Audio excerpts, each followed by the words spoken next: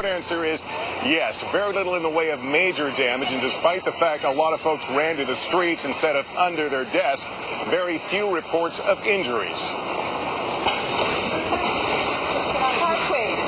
Experts say the quake was exceptionally shallow, amplifying its power and its reach, collapsing walls and causing moderate damage from Virginia to New Jersey, and catching people everywhere off guard.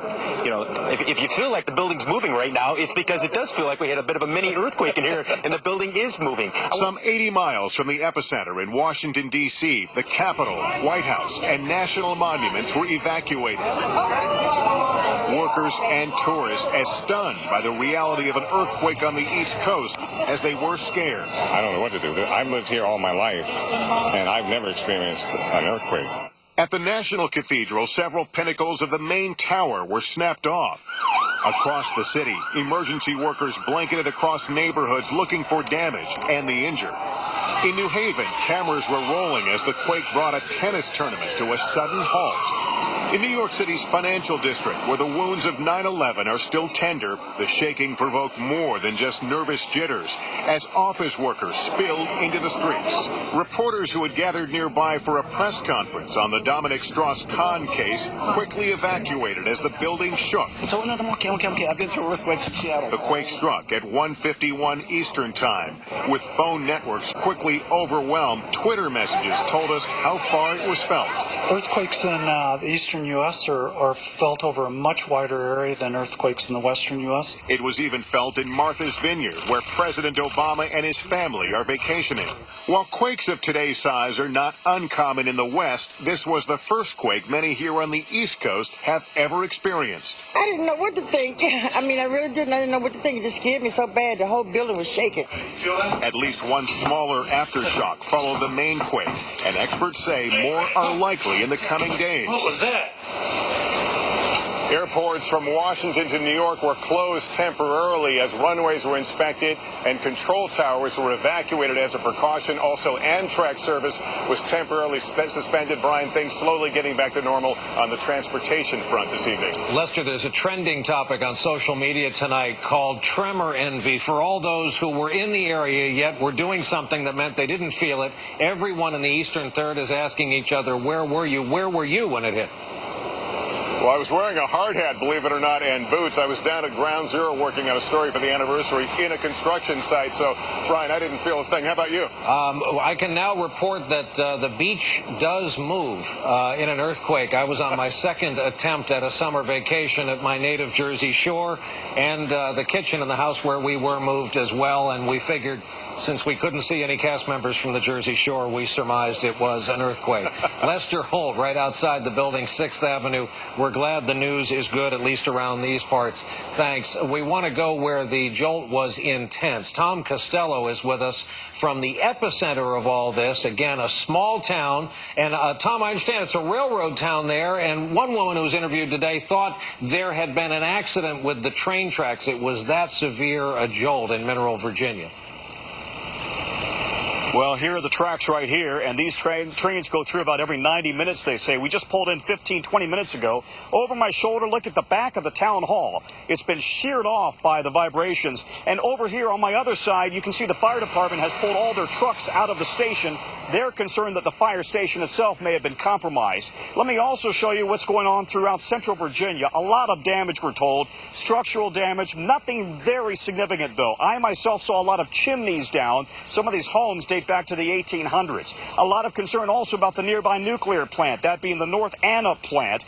2 reactors did shut down automatically, protectively, immediately after the earthquake hit. And we're now told that of the 4 diesel generators that back up the system, 3 are working properly. There is plenty of cooling, no concern there. So really, Brian, amazing given the size of this earthquake. No serious injuries, no serious damage, and the nuclear plant is safe. Unbelievably felt across 22 separate states. Tom Costello, where it all started today. Tom, thanks.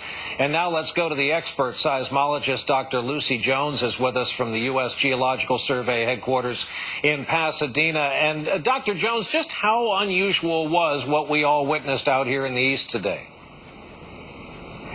Well, it's unusual but not unprecedented. This is a size of earthquake that we get in California every year or two, but on the East Coast you get it every century or so. The last time you had one was 114 years ago in 1897.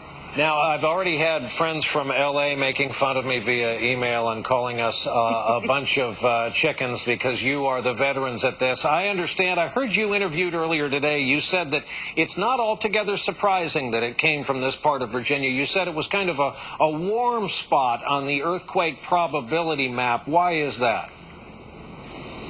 Yeah, it's called the Central Virginia Seismic Zone. We can't see the details of any faults there, but over the years, there have been a series of earthquakes in this area, 4.5 back in 2003. But the largest we'd ever seen there in the past was a 4.8 back in the 19th century. So this is larger than we've ever seen before. There are these sort of hot spots around the eastern part of the U.S. that have more earthquakes than others. And so it's not surprising that one of those are the ones that had your largest earthquake for the century. All right. Well, I hope we get points for dealing with it rather well among you veterans on the West Coast. Dr. Jones, always a pleasure to have you on the broadcast. Thank you very much. This was the second major quake of the day in this country, by the way. The other was in southeastern Colorado. About midnight local time. It was the state's biggest in more than 40 years. 5.3 for them, but it was felt hundreds of miles out from its epicenter. A lot of people were shaken awake from that one. No major damage reported other than what you see there. Now to our other big story along the eastern seaboard tonight, a big hurricane and the threat of it coming along and hitting places that haven't been hit by a hurricane for a long, long time. This story falls to our friend Janice Huff, meteorologist for WNBC TV here in New York. All right, you got family in the Carolinas. Yep. I got family on the Jersey coast. I'm looking at these probability maps all day. It was growing today. It has faltered to a 1, but you expect it to just explode right on up, correct? Water's still really warm down there, Brian. It's moving over the Turks and Caicos now, so it has dropped off of it. It's a Category 1 storm. Was a 2 just yesterday. It is expected to intensify once again to a Category 2 and then a 3. Right now, the hurricane warnings are in effect for all of the Bahamas. There's the likelihood that Florida will see tropical storm force winds, at least, or tropical storm conditions. It's outside of that cone now. However, you still have to watch if you're in South Florida, and you have to watch the entire cone. Notice it comes all the way up the eastern seaboard over the general coastline of the Carolinas, Cape Hatteras on Saturday, possibly as a Category 3 storm there, and then on up the coast towards Washington, D.C., Maryland, also even in New York City by Sunday. We could be looking at flooding rains and heavy, heavy wind if it stays on course. Now, we have a map of those little spaghetti strings that show the computer probabilities, and among other things, they're expecting 500,000 people upwards for the MLK dedication in D.C. Sunday morning. Not good timing, but worrisome to New Yorkers. We haven't had a real hit up here in a long time. It's been a long time, and meteorologists are looking at those spaghetti tracks, we call them, the forecast models, and it's ironic that this particular storm is taking a very similar path to a hurricane that hit in 1821, actually moved over New York City, might have been the only one that ever did that, and it brought a 13-foot storm surge to lower Manhattan. Guess what? Your job is to move it out to sea. I'll see what I can do. I wish I could. All right, we're going to keep a close eye on this one. Janice Huff helping with that effort. Thank you. It's mounted very firmly on poles, but still, it was just a little unsettling. Well, you were smart. We all ran out right near the television towers. We thought that was a great place to stand. Well, I'm looking over there. If you can see, I was speaking to our producer in the I-Team office, and I was eating an apple, and as you can see, the apple is still there because I dropped it and ran. It is. Rotting away over there. I'm going to take a picture of it and post it. Exactly. Because that says it all. I mean, we all did this, no matter where we were.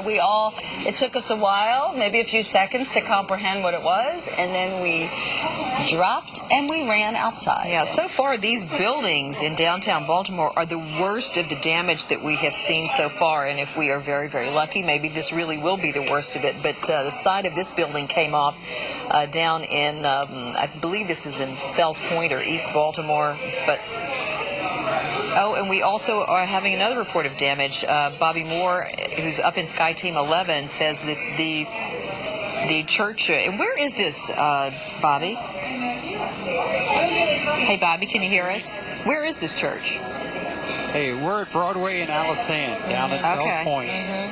Okay, I'm sorry, I don't know the name of the church, but Broadway and Alisane, the whole intersection has been closed. What has happened is some of the concrete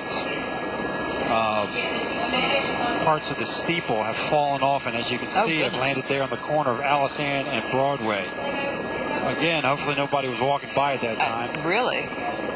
What they've done is, it's only, if you please bear with me because I'm doing a couple things here. No, I know you are. You're shooting as well as talking, which is not always easy. Yeah, we're coming up here. I'll show you where it came off if you can see that, that little one section there. Yes, right yes. there. Right. Just that little, I don't even know what you call that. Yeah, it's exactly. a fancy that part of the steeple a fancy must bit have fallen off. ground. Must have been, for the earthquake, it fell quite some distance to the ground down there. Yes, thank goodness there was no one walking under that. Absolutely, and if anybody knows, Broadway and Alisane this time of day, in the middle of the day, is a pretty busy intersection. Yes. And it is all closed down. Absolutely. For right now, obviously they're going to bring in building inspectors to have them check that church before they let anybody anywhere near it. That's a very old historic church, and these old historic buildings in downtown Baltimore are the ones that were not built with any kind of earthquake thought in mind. These things are old. Haven't had the experience of an earthquake like that any time in I just saw something else fall off that. Did you? That church. Yes, on the right-hand side. Something. Wow. Looked like it. Oh, maybe it was a bird. I don't know. Maybe. Bobby, you're in a good place for aftershocks. You're in a very safe spot. Yeah, but you can see the damage on there. So there has been damage, certainly in the city of Baltimore. I think we'll probably hear more about some in Washington, D.C. as well, and other areas as we move along through the day, because this 5.9 earthquake, which was, unprecedented in this area. Indeed. Is just something that no one ever expected, but here it is. And the interesting thing about an earthquake, there's no warning. Like for Hurricane Irene that is headed our way. We're talking about it. We know it's headed our way. Right. Everybody's getting ready for it. They're making preparations. But an earthquake, you get absolutely no warning. Right. Like, there could be an earthquake. And that's why it's such a talker right now, because we couldn't prepare for it. I mean, listen to this. Out of the blue. I was sitting at work in Columbia, saw my monitor shake, then felt the whole building shake. We evacuated. Also reports of senior centers that evacuated. My 9th grader was in her first day of high school when the earthquake hit. She was in gym class. There's an excuse to get out of gym. St. Luke's Senior... There's gym uniform for her. Exactly. St. Luke's Senior residence in Edgemere shook tremendously. Everyone thought something blew up. Most people came outside. Very frightening for seniors and visitors, that post from Luann. So can only imagine being in a senior center in any place where there's vulnerable because citizens. I know that was very unsettling for them. Absolutely. Very unsettling. We have had some nice emails, too, from people saying, thanks for being with us on the news. That's very nice of them. Yes, it is. That's very well. I was lifeguarding and thought I was going to fall off the stand. From Courtney. I'm on the terrace level of an apartment complex and thought my neighbor above me was moving his piano. Then the walls started to shake, so I thought I could get the dog and just go outside in case. I know the stories of neighbors and foot pounding are really almost hilarious. From Teray T. Tuggle Lewis, I was in a professional development training at Lake Clifton. The floor started to shake, and the presenters didn't feel it. But a few seconds later, it shook again, but longer, and this time we were told to leave the building. You have as well. Yep. We're going to go back now to Ava. She is in the Insta Weather Center. Ava?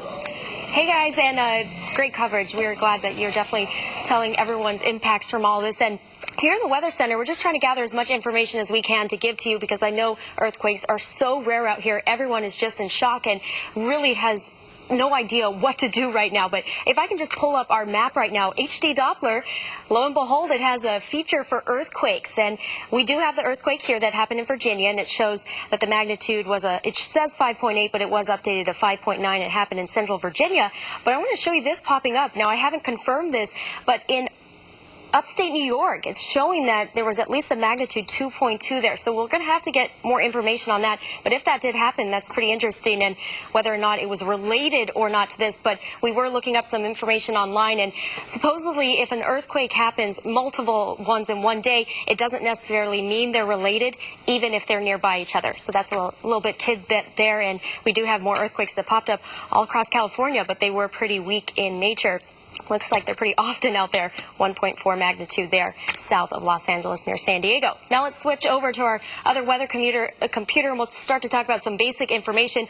Earthquakes happen when we have the movement of the tectonic plates. It's a sudden release of energy within the earth, and it creates these waves that go out within the Earth's crust, and you get these aftershocks that are possible as well as the Earth tries to resettle itself. So it's not out of the question that we maybe could see more quakes from this. They would all be called aftershocks, and these are possible for hours, for days, and for weeks after an initial earthquake. But this one that we just had was a deep one, so it happened well below the Earth's surface. It sounds like aftershocks are actually pretty rare the deeper the earthquake. So that's at least good news there, but we can't guarantee that there won't be any aftershocks. As far as tsunamis go, those normally only happen when the epicenter is offshore as it displaces the water. Good news there, ours did happen on land, so we're not expecting any concerns as far as tsunami goes.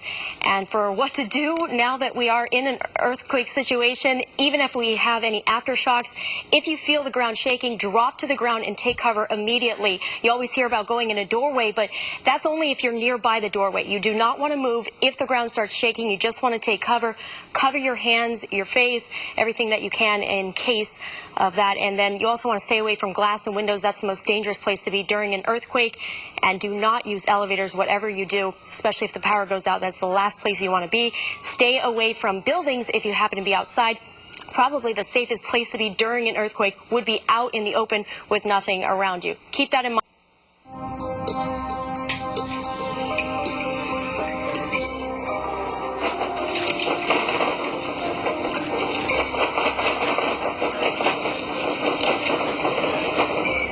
You are looking at videotape one of our viewers sent in to us during the height of this afternoon's earthquake, the 5.9 magnitude quake that struck the East Coast, basically centered near Richmond, Virginia. But Deborah Weiner, this has been felt all the way up to New York. I understand the reports even coming out of Canada that folks have felt tremors as far north as Canada. A huge earthquake, unprecedented for our area, something that is history and something that we are all talking about in conversation on social media. Yep. This is a first for us. I heard you say earlier that, you know, we're not used to a quake of this magnitude in this area, and most people probably didn't know what they were feeling because they've never really experienced it before. I had been in one out in California. Yes. Certainly not even a 5.9, but just a little.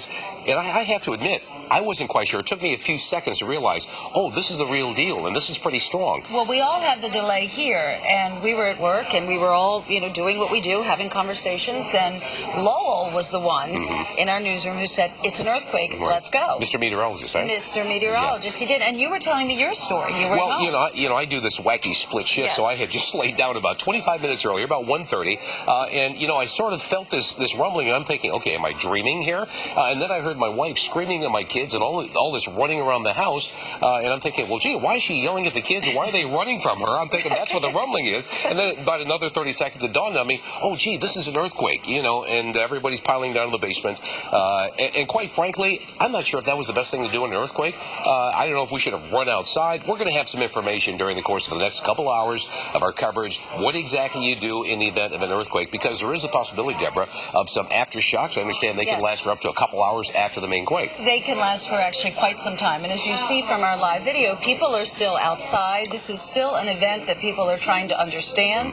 They're trying to evaluate when it is safe to go back inside. And then people are, as you can see, the damage here that we reported earlier. I mean, this has affected buildings all across the area. We were hearing from Anne Arundel County about a structural collapse in a school there. So, I mean, we're still trying to get a sense of what has happened. We know that there is no catastrophic damage. Right. But certainly there is real damage all over the area. Yeah, lots of reports of cracks in ceilings, cracks in walls, things being displaced around the house, glass falling, being knocked over, and just a complete, I think, a feeling of shock among those that said, wow, that was almost a big one here in the Maryland area. And the Geological Survey said the earthquake was 3.7 miles deep. And Ava was saying earlier, because, of course, because we don't report on earthquakes that often, the depth of an earthquake raises questions, well, what does that mean? mean. And essentially, Ava was saying, the deeper the quake, the more you feel it. And this is the indication of why people were feeling it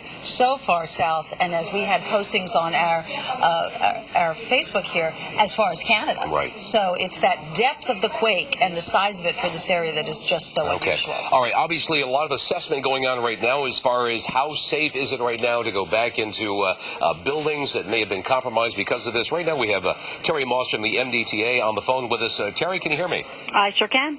Good afternoon to you. How are you? Oh, pretty good. We're hanging in there. So give me an assessment. We're talking bridges, larger structures around the state. Give me an assessment right now as far as you guys know.